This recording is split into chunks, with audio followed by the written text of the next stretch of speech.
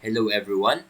If you are ready to relive the iconic days of GTA Vice City on your PC or laptop, let's get started with this easy tutorial. First, choose your gaming platform. You can download GTA Vice City from platforms like Steam, Rockstar Launcher, or the Epic Game Store. Simply create or log into your account on one of these platforms.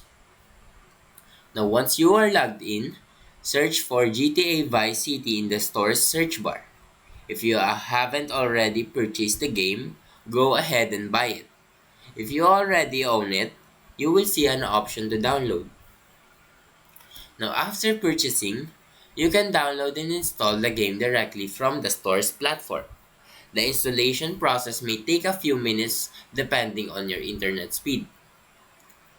Installed Once installed, open the game from your platform's library and get ready to dive into the neon-filled streets of Vice City. And that's it. You are all set up to enjoy GTA Vice City on your PC or laptop. Now, if you found this video helpful, please leave a like and subscribe.